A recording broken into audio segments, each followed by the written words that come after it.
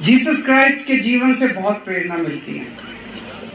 मैंने अपने जीवन में, जब मैं कॉलेज में पढ़ता था, कॉलेज से निकलने के बाद मैंने टाटा स्टील में कुछ साल नौकरी करी।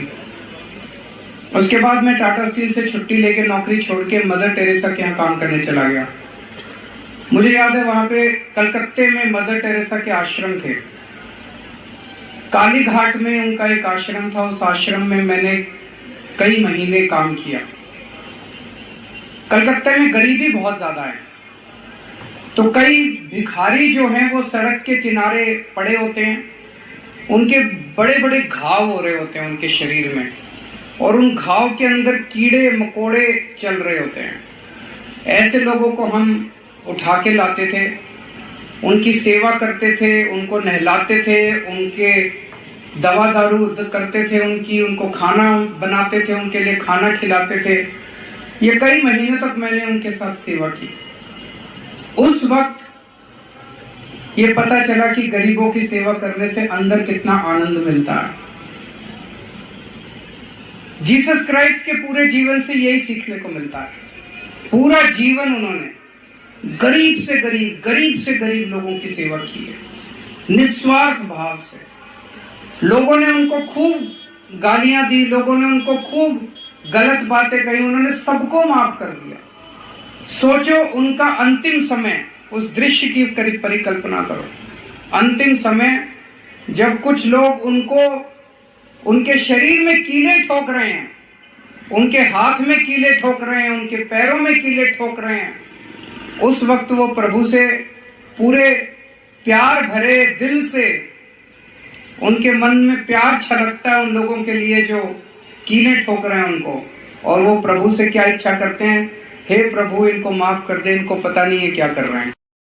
जीसस क्राइस्ट ने अपने जीवन में संदेश दिया था। हम लोग तो बहुत छोटे लोग हैं, मामूली लोग हैं।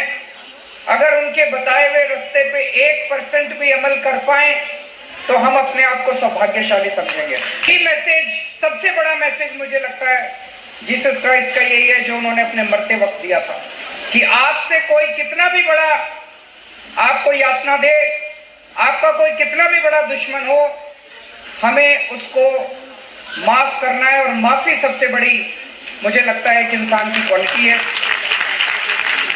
तो मैं फिर से बहुत बहुत शुक्रिया अदा करना चाहता हूं कि आप सब लोग इतनी ठंड में समय निकाल के आए। दिल्ली विधानसभा के इस प्रांगण, तो सबको जय मसीह की। देखा आपने किस तरह से एक दिल्ली के सीएम जो कि अरविंद केजरीवाल, हमें बहुत गर्व हुआ कि उनके मुंह से परमेश्वर का वचन निकला। हम ये नहीं जानते कि वो परमेश्वर को कितना मानते हैं, परंतु हम ये जानते हैं कि उनमें ये ताकत है कि वो सबके सामने परमेश्वर का नाम ले सके।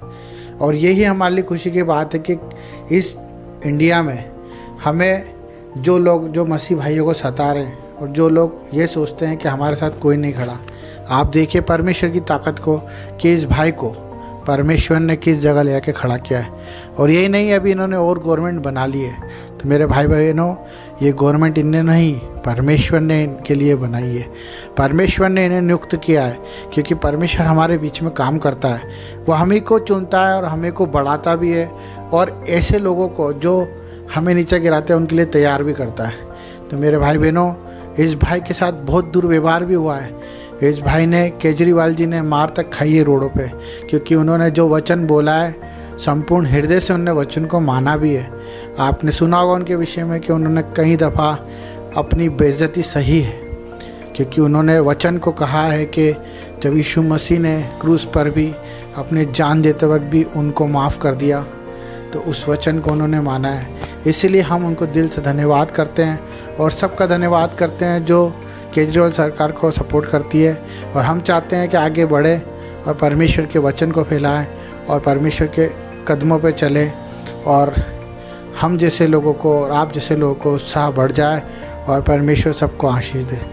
वो जय मसीह की।